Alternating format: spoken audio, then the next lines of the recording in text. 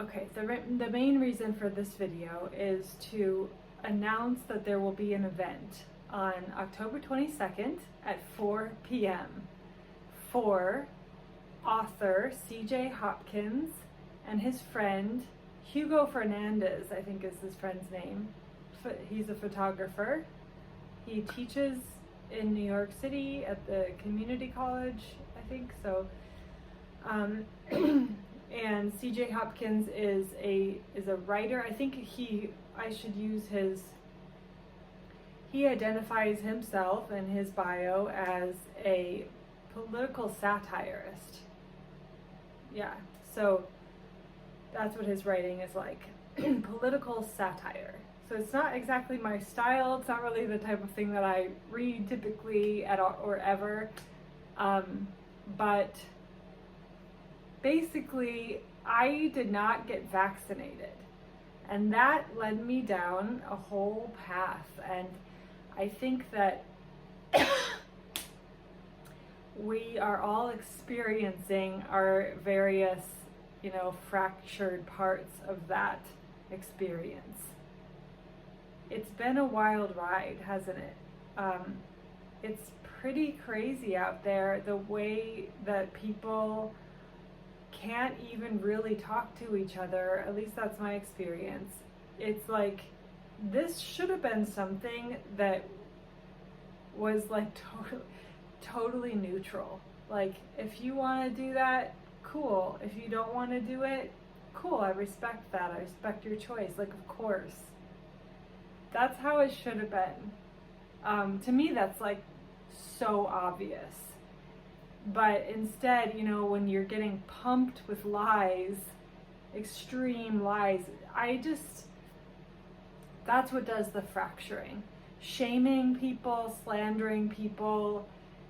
I can't really get into the mind of someone who thinks that slandering someone else is a good idea, or shaming someone who didn't get vaccinated, or like writing mean comments on their social media or whatever.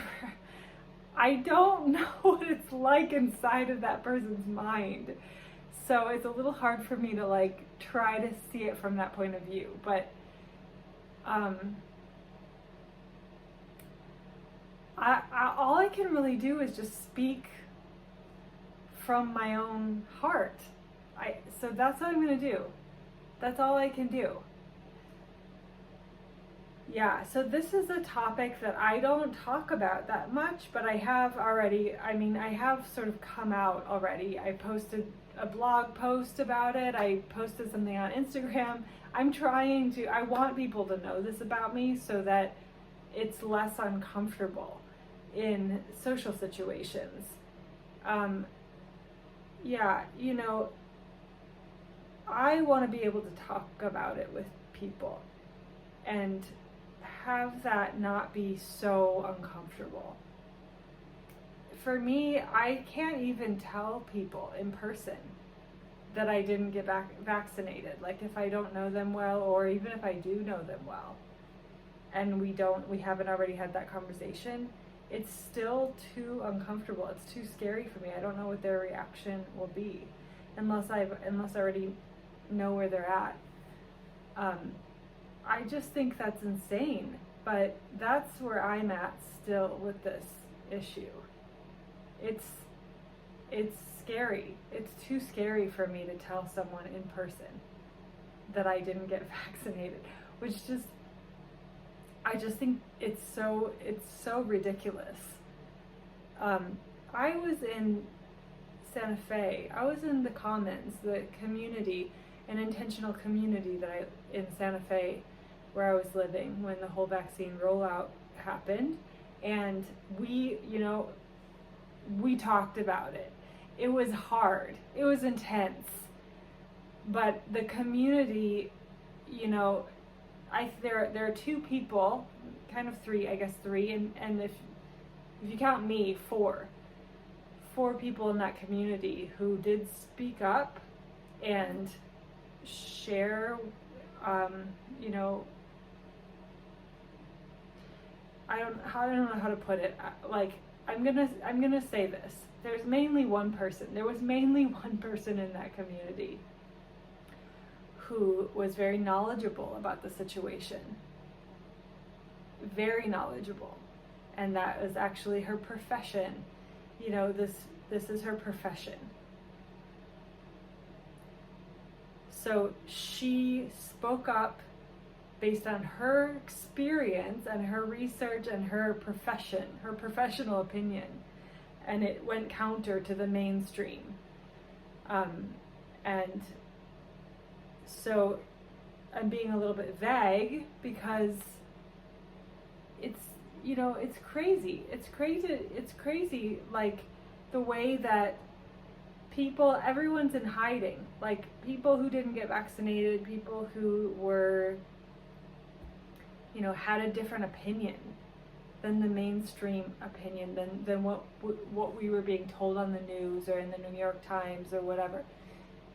People who had a different opinion, you know, are afraid of their license being taken away, their medical license, even in some cases their license to be a therapist, I've heard, you know, and certainly losing friendships, losing reputation, losing opportunities, losing their job, and definitely getting shamed by their community.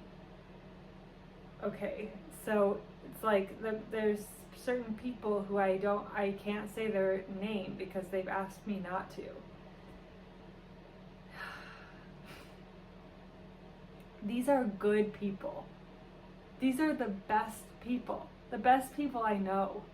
These are people who I love. Like, people I look up to. People I adore and respect.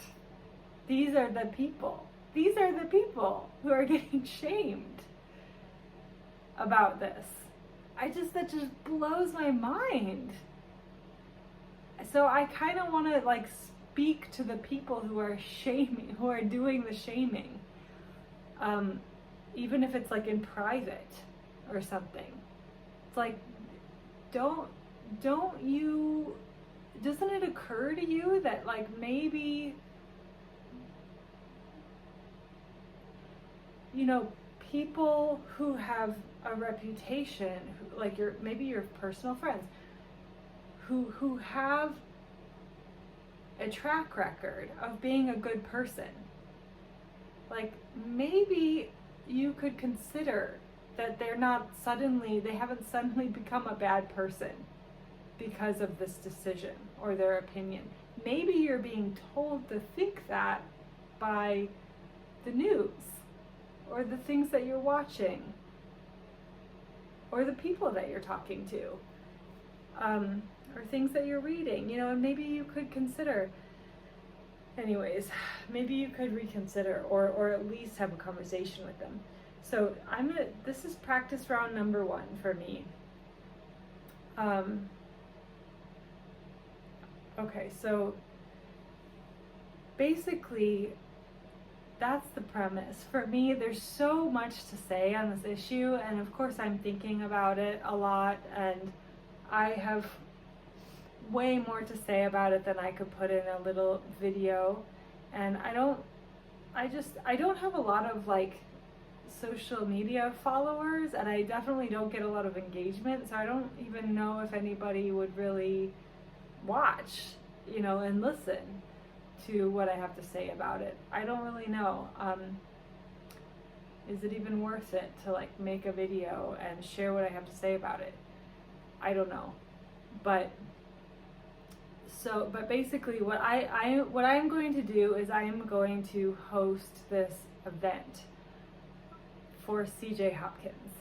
So he I guess you could consider him a controversial writer because he was very outspoken. He's an American writer. He's an American living in Berlin, Germany.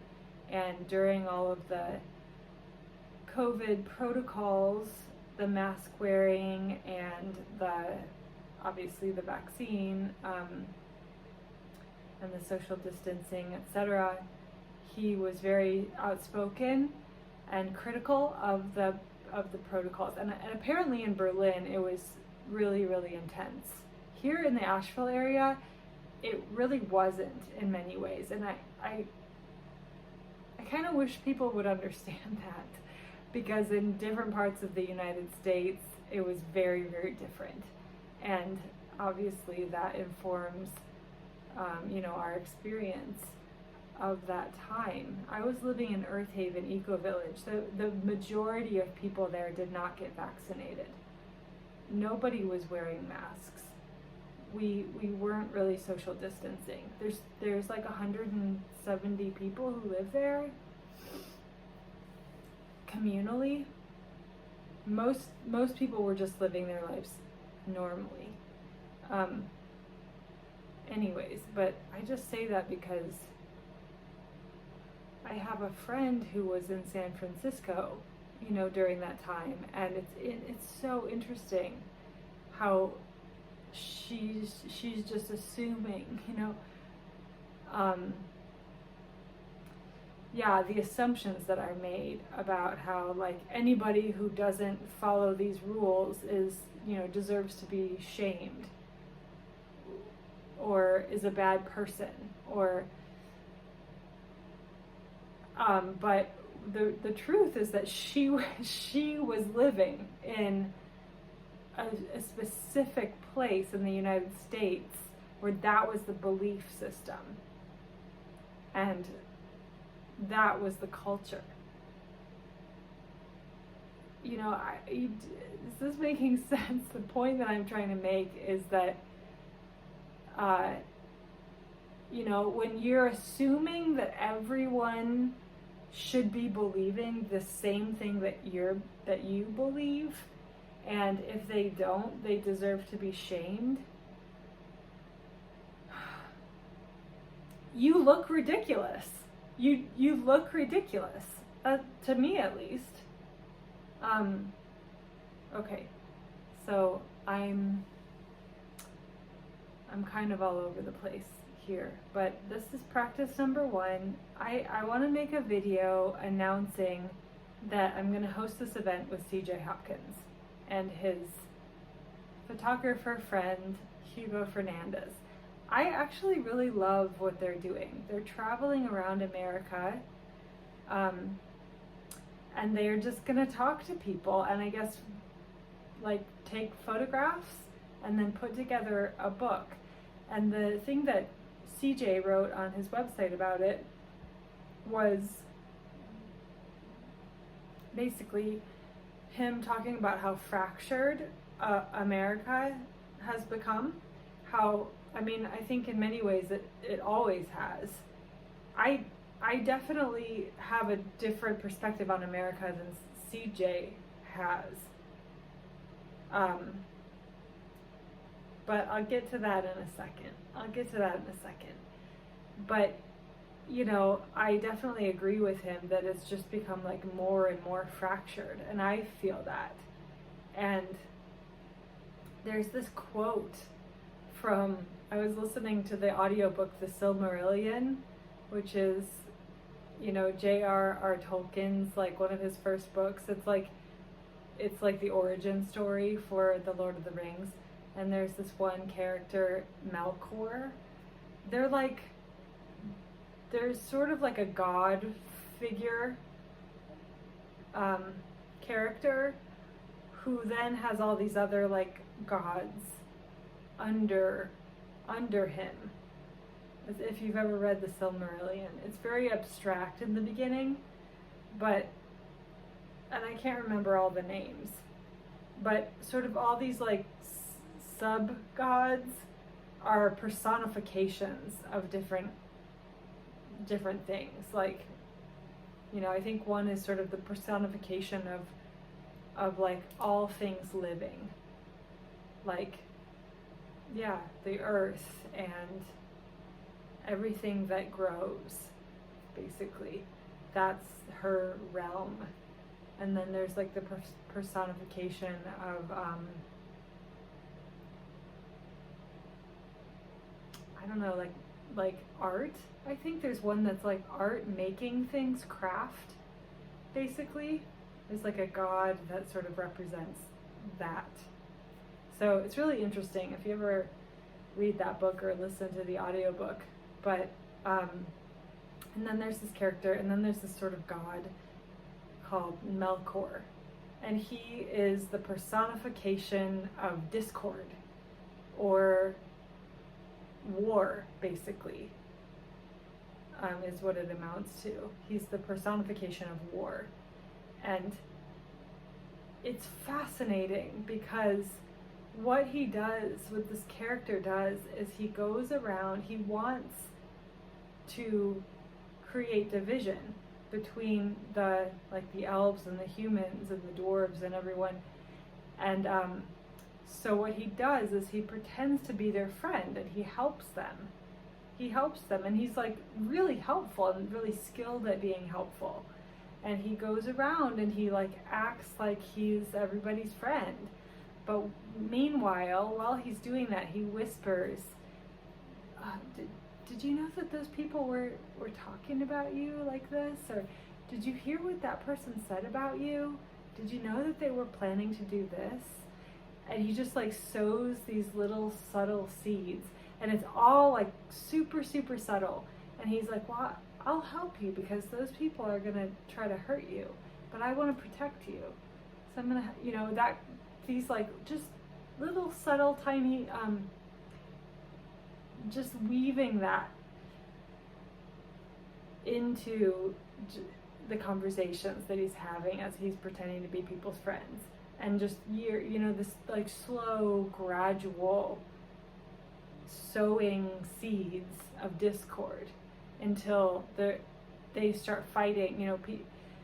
Everybody starts fighting with each other and nobody trusts each other anymore. And there's all this like suspicion amongst everyone.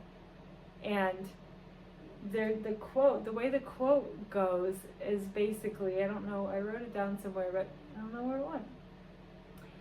The way the quote goes is that, first he did that work, but then it didn't take too long for the people to do the work for him. And so he didn't need to do any work anymore. And before long, the people were spreading the lies among themselves. The dwarves and the humans and maybe even the elves. Anyways, that's what's happening for us. That's how division works. That's how this works. That's how social fracturing works. These little gossipy conversations where, do you know how bad those people are? I can't believe those people are like that. These ways of communicating and talking to each other that sow division between groups of people. Just notice. I'm not saying that I'm immune to that. I'm just saying that's how this works. That's how it works.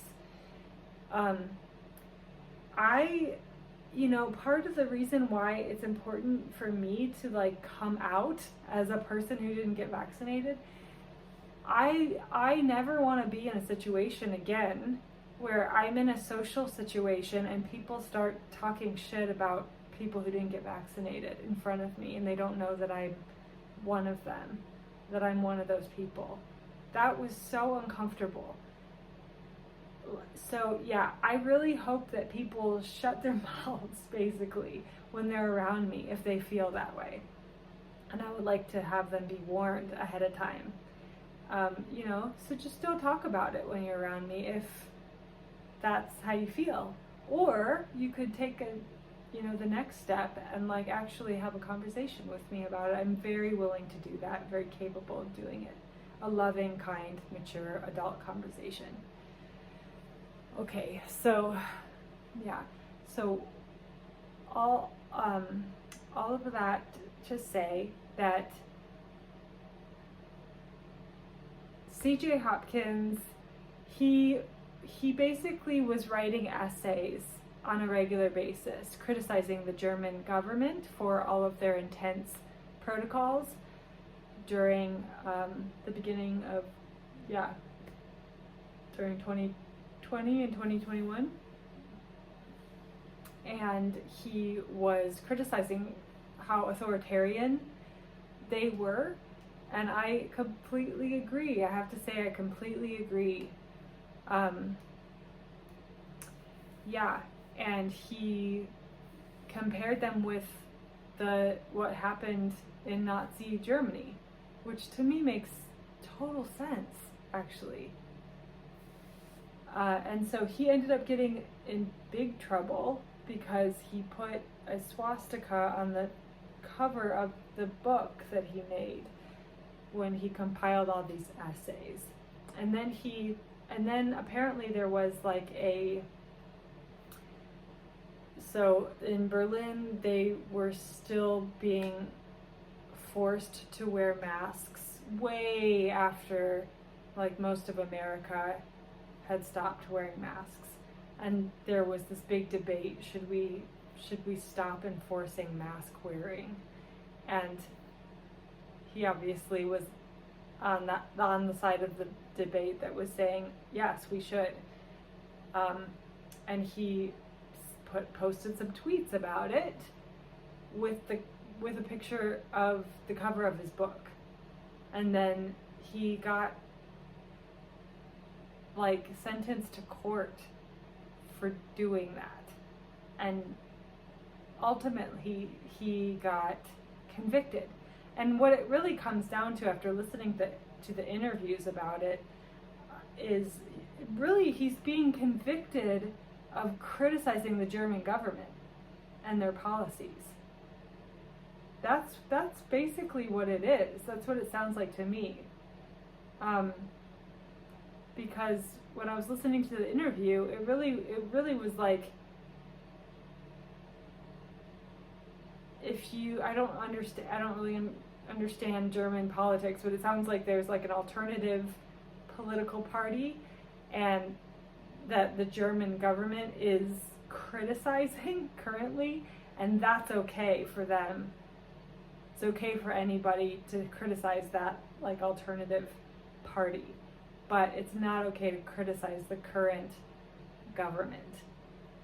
You can get convicted and sent to jail for criticizing the government. So that's really messed up, right? That's basically what's happening for him. And it has to do with COVID protocols.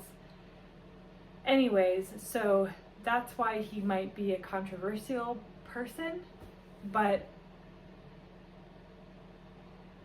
yeah, I mean, to me, this is something that really needs to be talked about.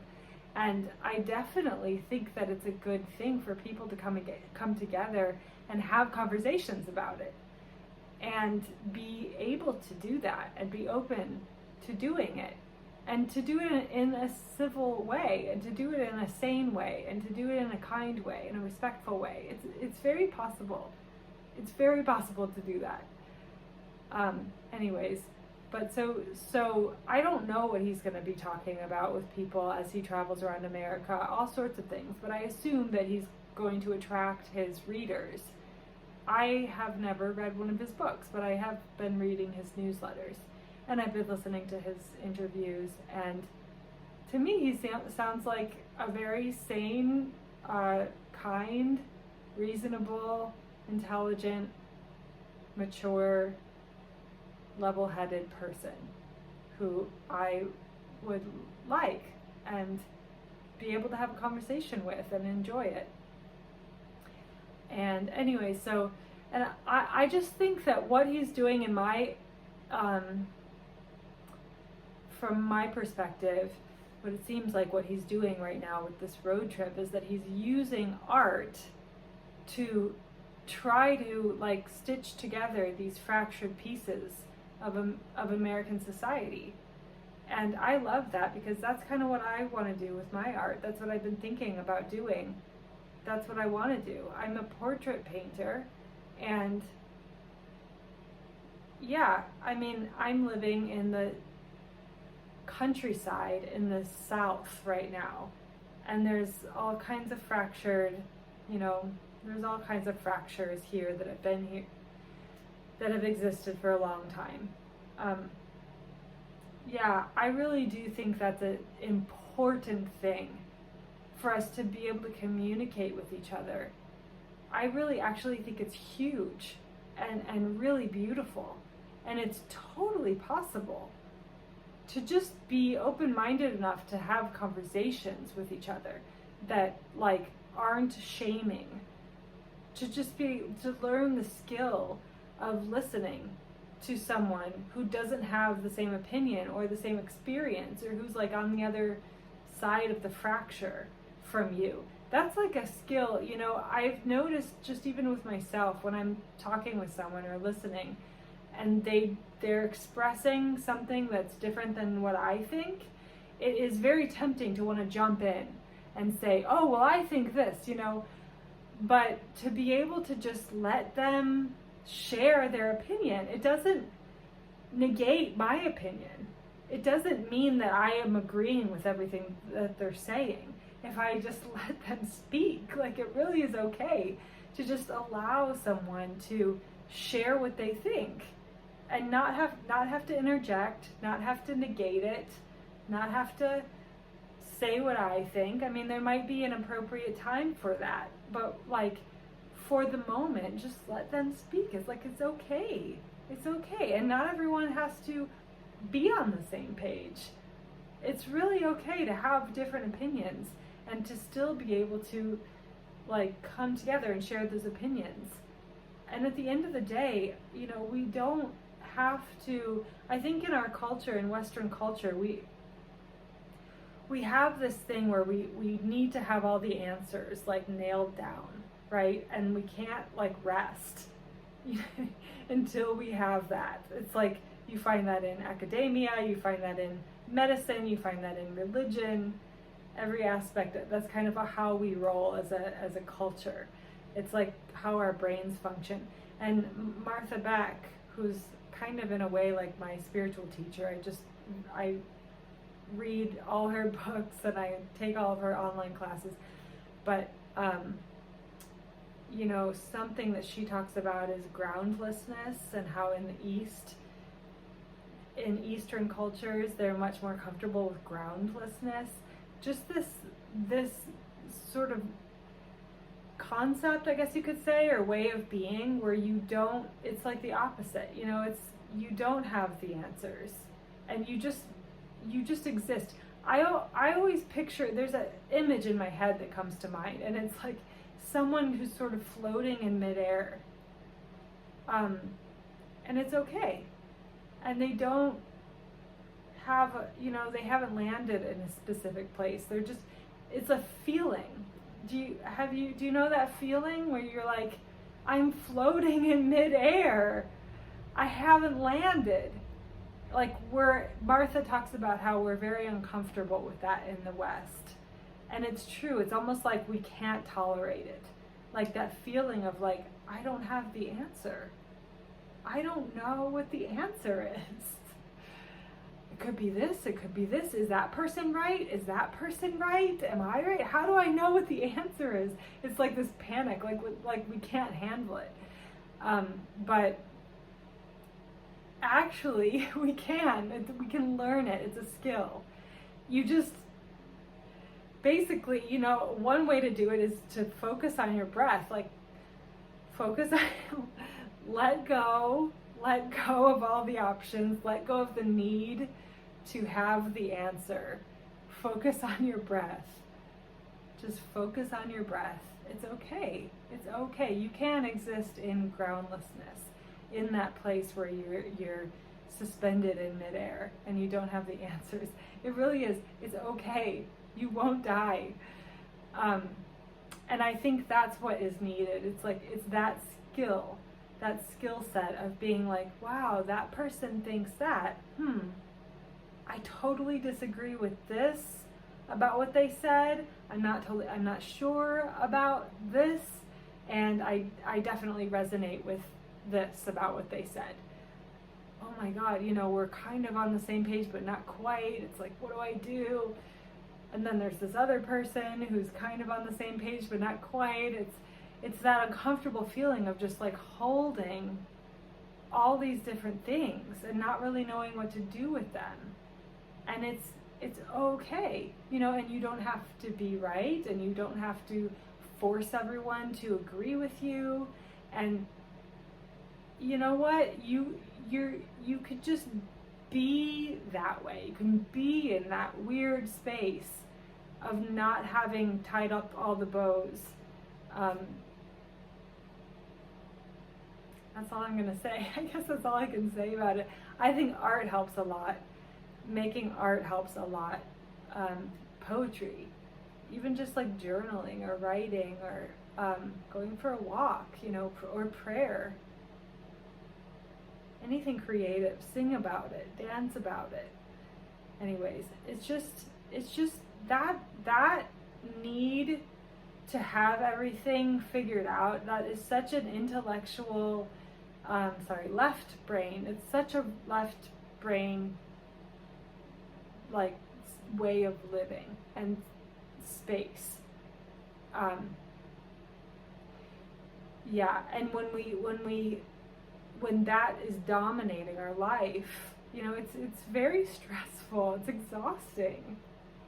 Just let it go. Just let it go. So that's my practice speech. Practice number 1. I'm gonna make a video. I'm gonna maybe put it out on YouTube and Instagram and maybe in my newsletter, I don't know, but basically, we need a venue. We need a venue. I agreed to host CJ and Hugo and find a venue so that we can have some sort of gathering. And we got the day, we got the time, 4 p.m. on October 22nd. I don't have the venue, but it's gonna probably be somewhere around my house here in Bakersville. The other option is Earth Haven, because that's where I used to live. It's an hour from here. It's not very far. They have an event space, basically. They have they call it the council hall, a big round building for gatherings. So it is kind of perfect, and that community is like really aligned with CJ, actually. And so I think they would be interested. You know, they would come, and it wouldn't be like this horrible bad thing or whatever people are thinking. I just don't even know. But yeah, conversations. Can we just I am not really the type of person who wants to like put myself and my political opinions out there. I don't want to. I don't want to write about it. I don't want to make videos about it. I don't really care. I want to paint portraits with plant dyes on fabric. That's what I want to do. And I want to go for walks in nature. I want to sit on my front porch and drink tea and pray. That's what I like to do. So it's out of my comfort zone to sort of be like talking about this. Yeah, it's not really my thing. But yeah, obviously, you know, the vaccine specifically has affected my life in a pretty major way personally. I didn't graduate from my graduate school program, which is over 3 years long, and I went into debt, like over $100,000 to pay for it. So it's a big deal. It's a big program. Clinical counseling and art therapy. And I didn't finish my internship, and the main reason was vaccine mandates. And not the only reason, but definitely if there wasn't vaccine mandates during that time, I would have graduated. I would have finished my internship pretty easily. I was in Santa Fe at the time. I was having to commute an hour and a half to my internship because all the other ones had vaccine mandates. Yeah, and then, you know, my community that I was living in was very heated. I've lost friends because of it. Some people haven't really, like, overtly communicated with me that that's why they don't want to be my friend anymore, but I'm pretty sure it has something to do with that. You know, they just sort of stopped communicating. Yeah, so it's definitely affected my life, and I've sort of gone into hiding. I think that's part of why I'm living out here in the countryside, is I just wanted to kind of do my own quiet, introverted thing and stay away from the craziness. Yeah, and I think a lot of people are doing that. A lot of people who didn't get vaccinated. I've been a little more outspoken than other people, and so people have found me, and we've had conversations. And a lot of those people like are in hiding, even from their own partners sometimes, which is crazy to me. They're living with a partner who doesn't know their opinions and thoughts on this issue because they're too scared, I guess, too afraid to talk about it openly. That's where we're at. I mean, it's just so weird. It's so weird. Yeah, it's something that I think about a lot, but I definitely haven't been super outspoken about it. I did write a blog post about why I didn't get vaccinated, and it's just my story. It's not like it's not a post like about trying to convince people of anything. It's just what happened for me. That's the format. It's just in a story format. Yeah. Anyways, but I think another thing that I want to say about that is just that what I have noticed, most of the people who didn't get vaccinated have these things in common. It has to do with alternative medicine. It has to do with a negative experience in Western medicine. That's my story, and I think that's pretty common. I've noticed people have had some sort of negative experience with Western medicine, whatever it was, and then that led them to turn to alternative medicine. Whether that be like herbalism or fasting or changing their diet or changing their lifestyle in some way or doing some sort of like elimination diet type thing. Or I've never done anything like homeopathy, but that could be something. Or and going to a naturopath or acupuncture. Just basically, I think what happens is that when mainstream medicine doesn't work and someone doesn't give up as a result, they start to explore this whole world of healing. There's a whole world of healing out there. Yeah, so it's kind of infinite, but that's what happens. People start to find their own solution.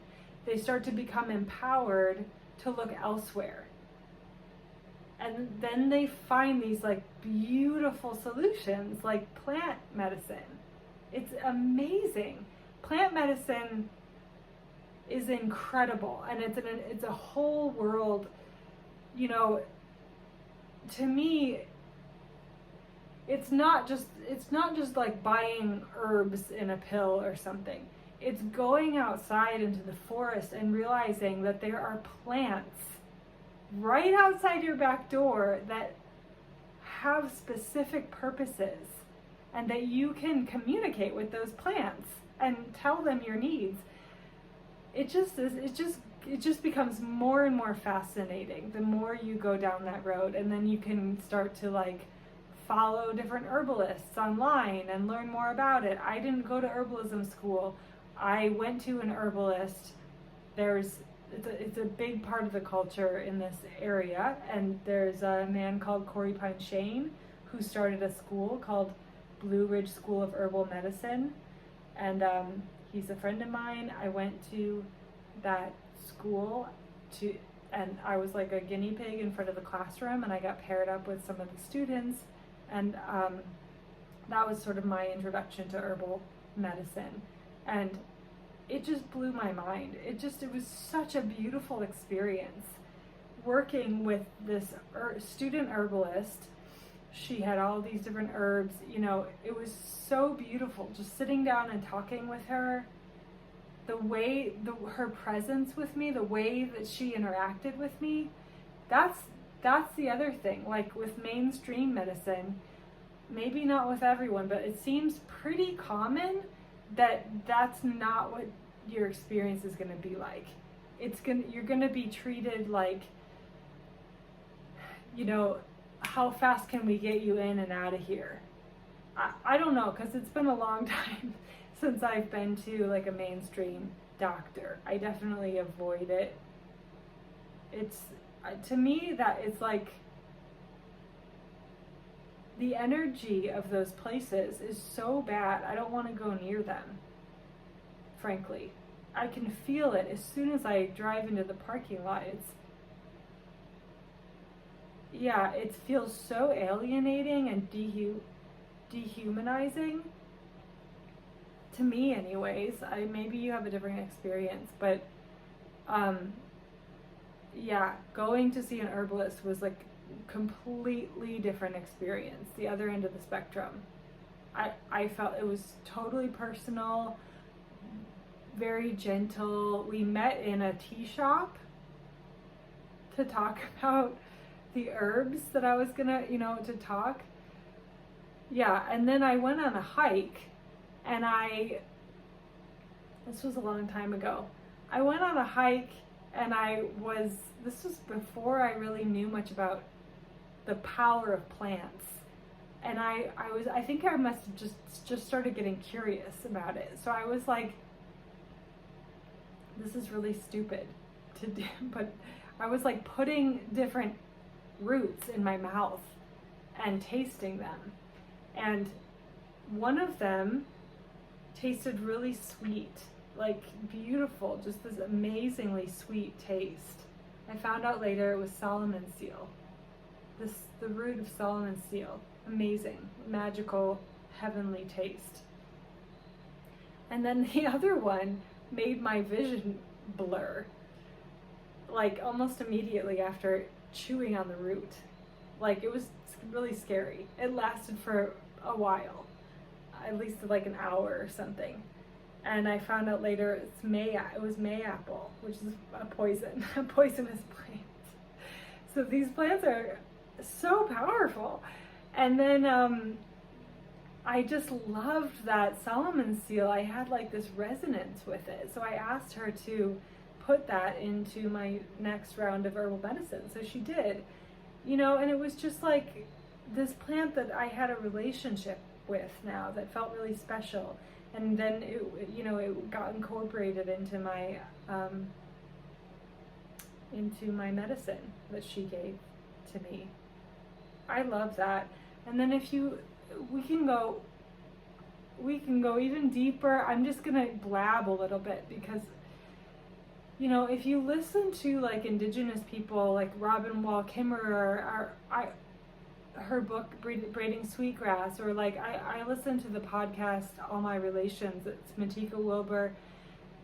They were talking about Robin Wall Kimmerer, and they were talking about how, I've heard this other places too.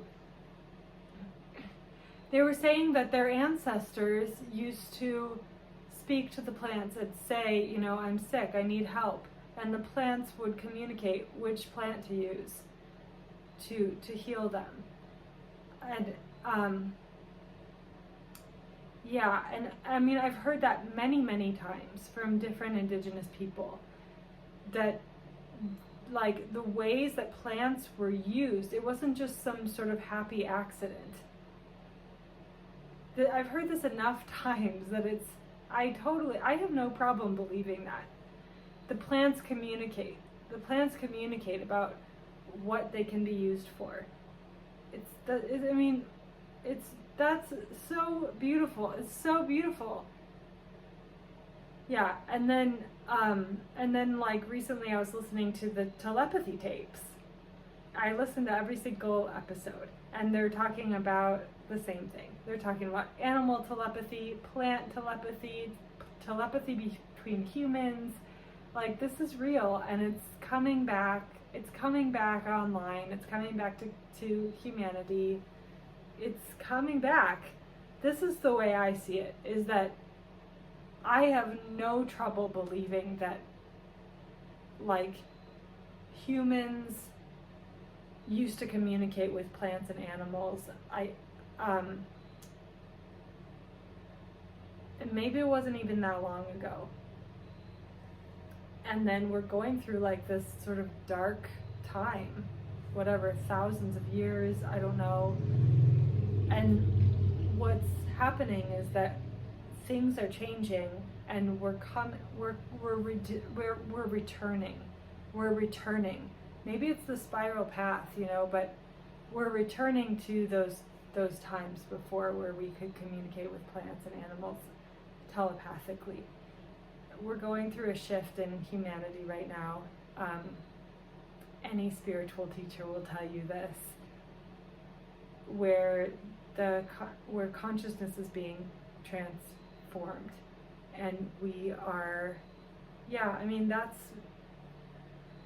I was going to make a whole video about like all these different spiritual people talking about this, people who are totally unrelated to each other. But there's a book called Return of the Bird Tribes, and it talks about this. And the man who wrote it, Ken Carey, says that he channeled it. And yeah, it talks about how basically because of the nuclear bombs that went off in World War II, the spiritual beings got together and decided that humans need help.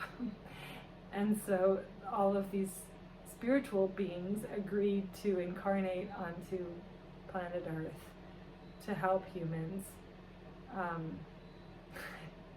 Yeah, so it's definitely, I hate the word woo-woo. I think it's really fucked up to use that just to talk about like anyone who has a spiritual life.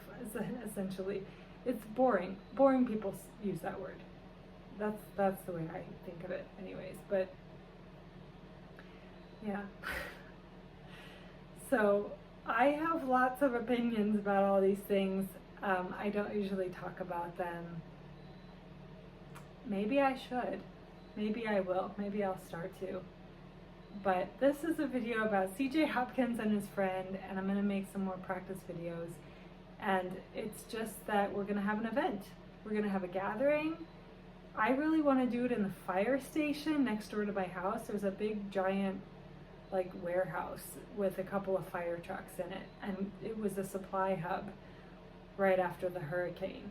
It holds a lot of people. I would love for this event to have a really big turnout with all different kinds of people, you know, and of course I'm sure there'll be plenty of people who won't want to come because it's, you know, they think that CJ is bad or something, or people who didn't get vaccinated are bad or something. But what I would love to see is people with all different opinions willing to talk about them.